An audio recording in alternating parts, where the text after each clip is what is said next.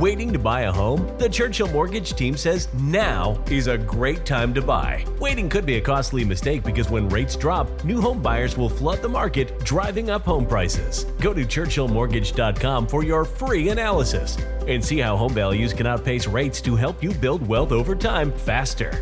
This is a paid advertisement. NMLS ID 1591. NMLSConsumerAccess.org. Equal housing lender. 1749 Mallory Lane, Suite 100, Brentwood, Tennessee. 37027.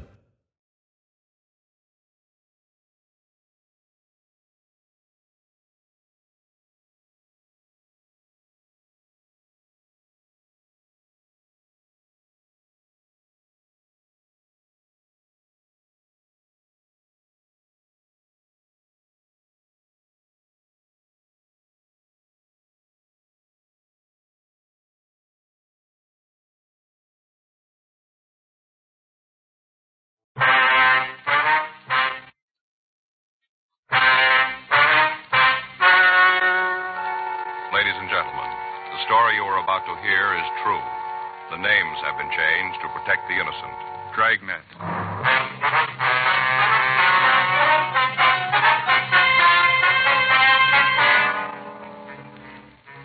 You're a detective sergeant. You're assigned to robbery detail. 14 women in your city have been robbed and beaten. You've got a half dozen descriptions of their attacker. None of them match. The man's still free. Your job, get him. It was Wednesday, November 26th. It was cold in Los Angeles. We were working the day watch out of robbery detail. My partner's Frank Smith. The boss is Chief of Detectives Thad Brown. My name's Friday. I was on my way back to the office, and it was 2:34 p.m. when I got to room 27A. Robbery.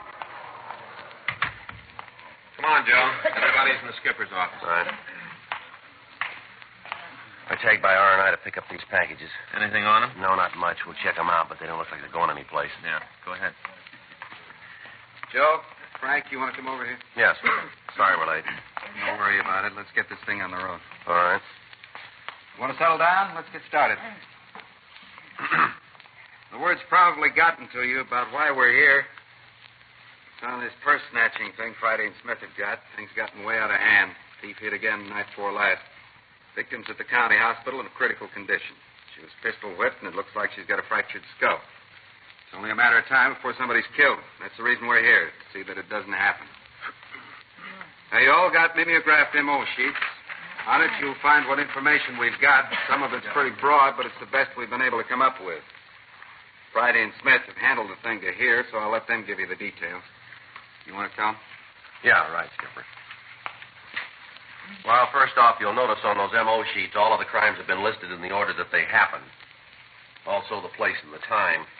There's also a description of the clothing the suspect wore, and when we could get it, a description of the suspect. Now, you'll notice that in most cases, there's quite a difference there on the physical description of the suspect. However, we've been able to put them all together, and we've come up with a composite drawing that should look something like the suspect. The one thing that's fairly constant is the description of the clothing worn by the suspect. It's almost always dark. Wears a hat, and he's been known to wear a top coat. Now, the hat and the coat are also dark material. Clear? There, yeah, buddy. All right, now, take a look over here at the wall map. Now, we've pinpointed all the jobs so you can get a little better picture of the operation. Can you all see there? Yeah. All right. The first one took place at 73rd Street, just off Broadway. Right here. The rest of the pins along here show the jobs that he made from there. All the way up to Jefferson. He's also worked Avalon Boulevard, Central Avenue, any street where there's a streetcar or a bus line he's hit. He works between the hours of 5:30 and 11:30 p.m. The approach is almost always the same. Frank, you want to tell him about the victim? Yeah. The victim will get off the streetcar usually, or the bus, whatever it is, and starts to walk home. As soon as the woman gets in the area that's not lighted well or that hasn't got much traffic, the guy walks up behind her and grabs him. After that, he tries to take her purse. If the victim offers any resistance, well, he usually slugs him. Because of the fact that two of the victims have seen a gun in his hand, we know he's armed, so the gun's been described as a revolver. How about a car, Joe? Excuse me. Suspect drive one? Car? Yeah. Well, we've got to assume that, yeah. He's been seen a couple of times by people in the neighborhoods as he ran through their yards. Pretty safe to figure that he's got a car parked on a side street somewhere. None of the victims have seen a car, however, but we know he leaves the area immediately. Mm-hmm. No description of the vehicle, huh? No, we've had a couple of calls, but they didn't check out. Now, the plan here is to use police women as decoys and try to bait him out into the open. That's the reason the women officers are here. You figure to work the main arterials? What was that? You figure to work the main arterials? Yeah, there'll be 2 officers assigned to follow each policewoman. Now, we've been able to obtain 10 in all. That'll mean that 20 officers will be assigned to them. The rest of you will be in the area somewhere. Now, one of the things to look for is any vehicle which closely follows a streetcar or a bus. What happened? How about it? Any questions? Yes, how are we going to get our assignments? Well, the skipper here has a list, Lomi. All of the officers who are to work with a policewoman are noted. Now, the others are given the areas that they're supposed to patrol. What about other calls coming in? Who's What? going to handle them? I didn't hear you. The other calls coming in, who's going to handle them? Well, those officers not assigned to a policewoman. See, there'll be other units from the outlying areas on the operation, too. They'll lend us a hand. But remember this. Under no circumstances are those officers working with the decoy to leave her. Is that clear? Yeah. Don't leave the policewoman. Right. Well, then we stick with the detail unless there's an emergency call. Yeah, that's right. Well, if we run into any problems, who do we call, Joe? Well, we'll be in the area in 1K80. You can get in touch with us, Harry. Mm-hmm. How about it? Well, if we pick up a suspect, should we get in touch with you? Well, you can use your own judgment on that, George. If you think it's a routine pickup, take him to robbery and he'll be processed there. All right. Any more questions? Skipper, anything else?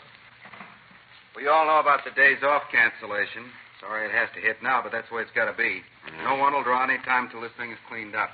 Right. Well, Murphy, won't do any good to have your wife call me. You're still going to have to work. That's it. Operation will start tonight and go until the suspect's in custody. Have a happy Thanksgiving. Okay. Well, say, wait a minute. Before you go, the worksheet's on the board outside. You can check it on the way out. You better do that. Right. Is there anything else you need to carry it off? No, it's all there, Skipper. The only thing we can use now is luck. No reason for you to be different. Hmm? Suspect's had his share. Frank and I left the office and drove out to the area of the operation. The plan was that the police women would board the cars and buses and get off at the points where previous sluggings had not taken place. In the established MO of the suspect, it was noted that he never hit on any street more than once. At 4 p.m. that afternoon, all of the units were in place and the plan was started. During the night, several pickups were made, but no one was apprehended who resembled the suspect. Those people who were detained were processed, and they were either booked or released. The following day, Thursday, November 27th, Frank and I checked the reports filed by officers in the field. At 3 p.m., we stopped at a small restaurant, and we had a plate of sliced turkey, cold gravy, and some lumpy mashed potatoes. We wished each other a happy Thanksgiving. We went back to Unit 1K80 and cruised the streets marked for surveillance. Another night went by without the suspect hitting. Saturday, November 29th, 11:30 p.m. Frank and I were driving down San Pedro Street at Vernon Avenue. Looks like another one shot, huh? Yeah, it's beginning to shape up that way, isn't it? You figure the suspect knows about the operation? I mean, where we're working? Well, you got as much as I have. Doesn't seem likely. You got a cigarette? I'm out. Yeah. There you go.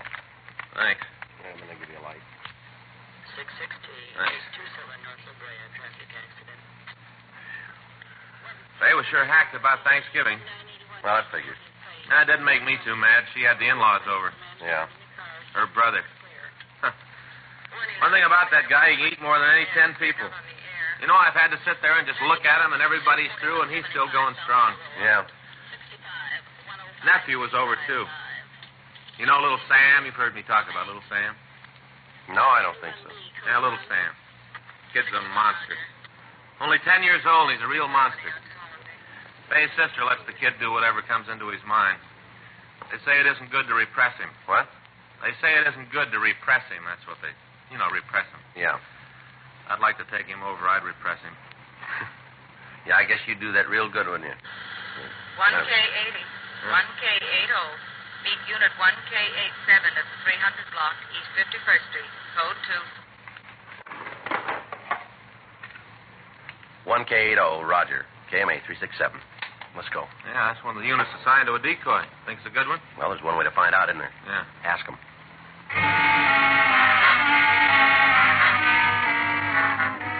South Park is located at the corner of San Pedro and 51st Street.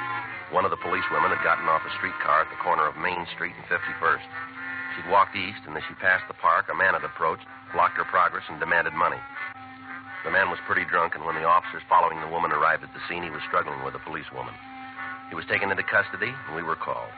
We took the man to room 27A, and from there to the interrogation room.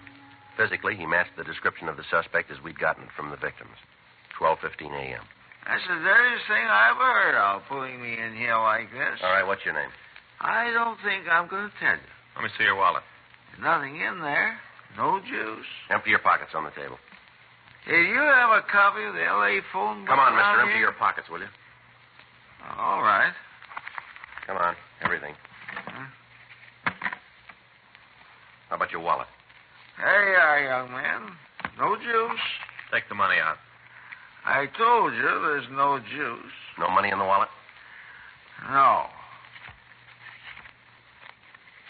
All right, how about it? This your true name, Victor Nathaniel Roberts? You think I use alias? Now, don't be smart. Where do you live? Well, I have no pad. Where you been sleeping? Wherever I can. You got a job?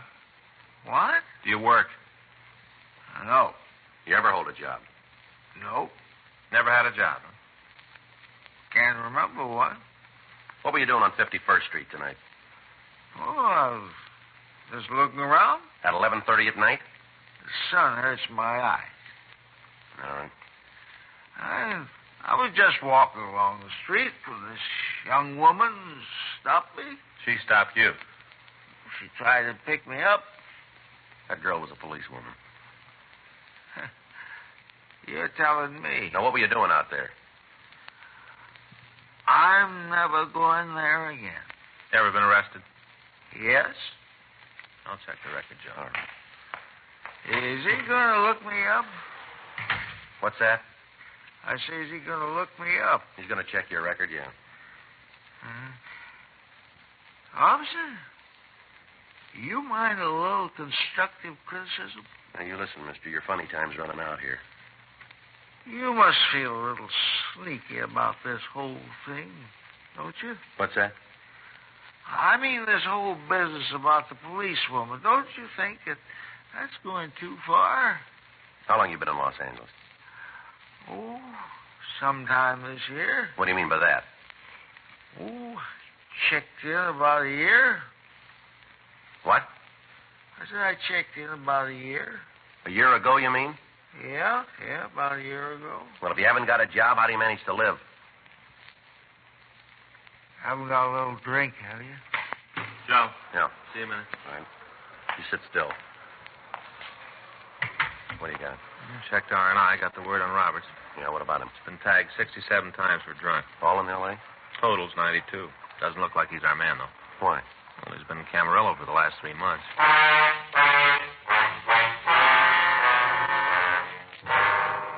We put in a call to the superintendent at the state hospital up at Camarillo. He told us that Victor Roberts had only been released 10 days before. He'd spent 3 months undergoing treatment for alcoholism. The suspect we were looking for had been working for the past 2 months. Roberts was booked in at the main jail on the charge of violation of Section 4127A LAMC. During the time we'd been working on the case, all known purse snatchers had been picked up and interrogated. Runs by the stats office had been made, and the names they gave us had been checked out. Locals and APBs were gotten out, carrying the description and the MO of the suspect. The leads that came in were followed up without result. Informants were questioned, and George Brereton up at CII in Sacramento furnished us a list of possibles. All in all, over 100 people had been questioned. In the course of the investigation, several other cases were cleared, but our prime suspect was still free. Meantime, the operation continued. Each night at 4:30 p.m., 10 policewomen would board streetcars and buses in the area. 10 police cars carrying 20 officers would follow them. In the immediate vicinity, another 40 men were patrolling the streets and alleys looking for the thief. As a result of the newspaper stories on the string of crimes, calls were coming into the complaint board at such a rate that they were jamming our normal facilities. Women refused to walk the streets alone after dark. Apparently, the thief could come and go as he pleased. In the next 2 days, he hit 3 times, but in areas that were not covered. He began to hit in places he hadn't worked before. He seemed to know where we were and that we were using decoys. The search went on. Tuesday, December 2nd, we got a call from the manager of a cheap hotel in the Skid Row area. We drove out to see her. Right down this way. He's not in. Well, just what is it you want us to see? You wait. When you get a good look, you'll know. Yes, ma'am. Here we are. I'll get the door. You just come on in. Thank you. Yes, ma'am. Over here. I was cleaning up this morning. My girl's sick. Had to do it myself. Mm-hmm. And just cleaning up, and I found them over here in the closet. Yeah. Up on the shelf. Can you see them up there? Way back? Wait a minute. I'll get a chair. Well, I was just straightening up, and I saw them, and I thought to myself, I ought to call the police, get them right out here. That's what I thought to myself. Yes, ma'am. I always feel it's the duty of every citizen to cooperate with the police. Yes, ma'am. You got your flashlight? Huh? Flashlight. Oh, yeah. Here you go. Well, do you see them up there on the shelf? Yes, ma'am. Frank, Yeah? there's something down there I can pick him up with. Well, you'll find out anyway. You don't have to worry about fingerprints. I guess I shouldn't have done it, but when I found them, I picked them up, but I put them right back, right where I found them. Here you are. Okay. What you got? 2 women's purses. Mm-hmm. True. Look inside of them. All kinds of cards and things. No money, but all kinds of other stuff. You just look. Who has this room? You mean registered? Yeah. Well, he gave his name as Jerry Kilgallen. You asked me, though. I think it's phony. He take the room alone, did he? Oh, absolutely. This is a hotel for men. Don't allow no women in. Is it possible that somebody else left these purses up there? Hardly. These rooms are cleaned every day, cleaned thoroughly. I don't miss anything. Yes, ma'am. How about the identification of them, Joe? I don't recognize the names. We'll have to check them. Take a look at this, though. No, here, on the lining of the purse. This one. Oh, yeah. You better get it to the lab, huh? Well, what is it? You find something? We're not sure. Well, what is it? I called you. I got a right to know. What is it? It looks like blood stains.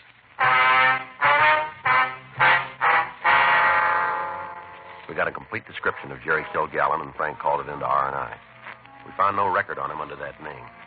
The purse was sent to Lieutenant Lee Jones at the crime lab, and after running a precipitate test, he told us that the stains were human blood. A stakeout was placed on the hotel, and that night, Kilgallen was taken into custody. Under interrogation, he admitted taking the purses from 2 women in a department store in downtown Los Angeles. He went on to explain that he'd just gotten into town and that he was broke and hungry. He gave us the date and the times of the thefts, and when we called the victims, they were able to give us positive identifications. He told us that when he'd taken the second purse, he'd cut his hand on the clasp, and that the bloodstains we found were his own. He was booked in at the main jail on the charge of suspicion of robbery. That night, Frank and I took up our place in the Dragnet operation. Nothing happened. The next night went by without activity. On Thursday night at approximately 8:45, a woman was slugged and robbed after she left the bus on 71st Street just off Vermont. All cars in the operation converged on the area, and a block-by-block search was made. Additional officers were called in to aid in the hunt. Every alley, every street, and every backyard was gone over thoroughly. 11:15 p.m. While the search continued, Frank and I drove down to Georgia Street Receiving Hospital to talk to the latest victim. I was on my way home. I didn't think anything like this had happened. I was just walking home.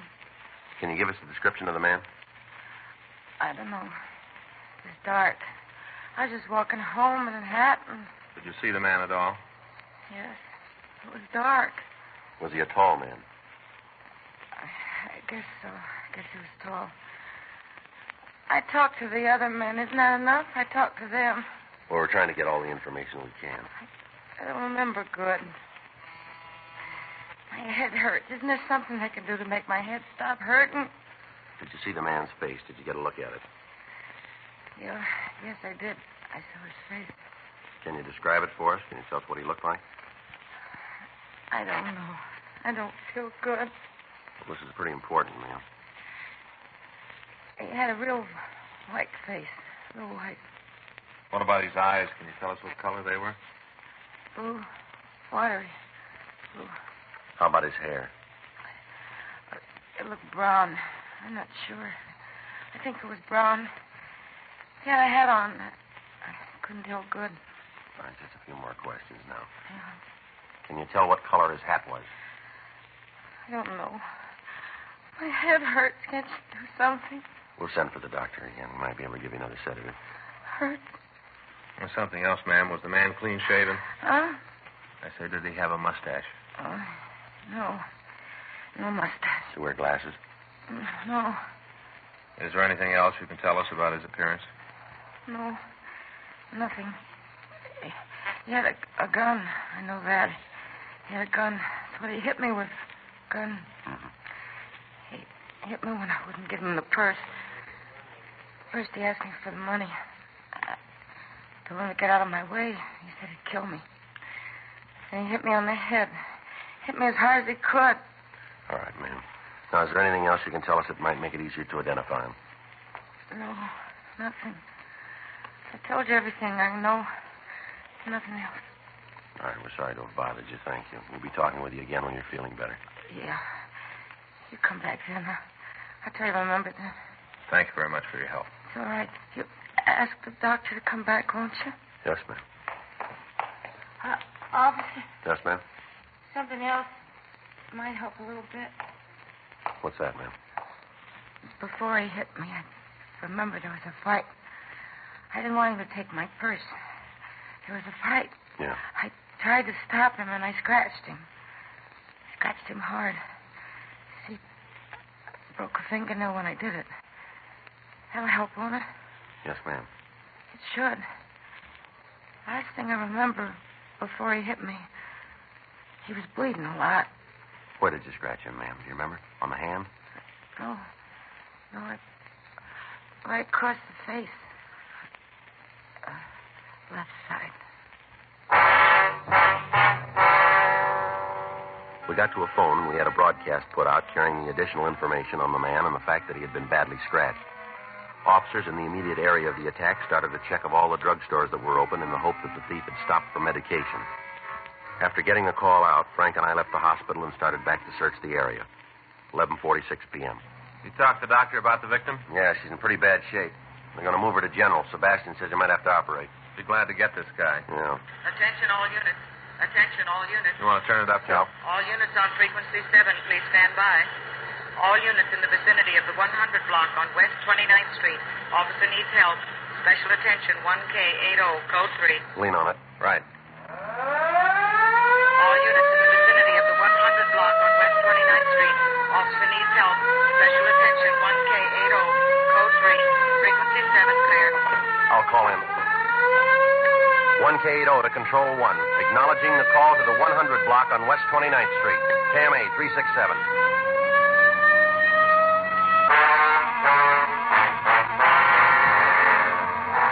It took us 2.5 minutes to get to the location. At the curb on the side of the street, we saw a parked police unit. Standing next to it was a woman officer. We pulled up next to the unit and talked to her. She told us that our suspect had tried to attack her, and on the arrival of the two officers had fled the scene. At that moment, Officers Sluder and Murphy were in pursuit. While Frank got additional information from the policewoman, I went back to the car and got on the radio. 1K80 to Control 1. 1K80 to Control 1. Control 1 to 1K80. Go ahead. Suspect is now on foot being pursued by two plainclothes officers through backyards in the area of West 100 block between 29th Street and 30th Street. Dispatch units to block intersections of Broadway and 29th Street, Broadway and 30th, Broadway and 28th Street, Broadway and 27th, intersections of Main and 28th, Main and 29th, Main and 30th Street, Main and 27th Street. Control 1 to 1K80. Roger. AMA 367. I got the story. You set? Yeah, let's go. Policewoman says they're headed west. To the back of the house down there. All right, let's move. Attention all units. Attention all units. 1K80. Policewoman says the suspect ducked into a driveway. That one right up there. All right, take it easy. Right. West 29th Street. Now being pursued. Looks like we got a live one this time, huh? Well, let's hope we can keep him. In the backyard All right, pull up here. between 100 block, 29th Street, and 100 block All right, West 30th Street. 1K82. On the intersection. Flashlight's over there, Joe. Let's take a look. You see who it is? No. Ducked back behind the garage.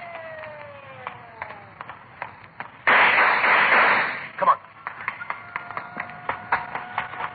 Sluder, what do you got? He's back there. Murphy's with him. You guys all right? Yeah. All right, let's take a look. You want to call an ambulance, Frank? Right. How is he? Well, you better stop Frank. Yeah. Tell him to cancel that ambulance. He opened up first, Joe. Murph and I gave him every chance.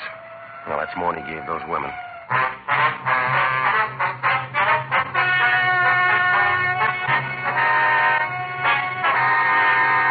At the inquest, the coroner's jury returned a verdict that the suspect, Kenneth Neal Stewart, died as a result of gunshot wounds inflicted by police officers in the line of duty.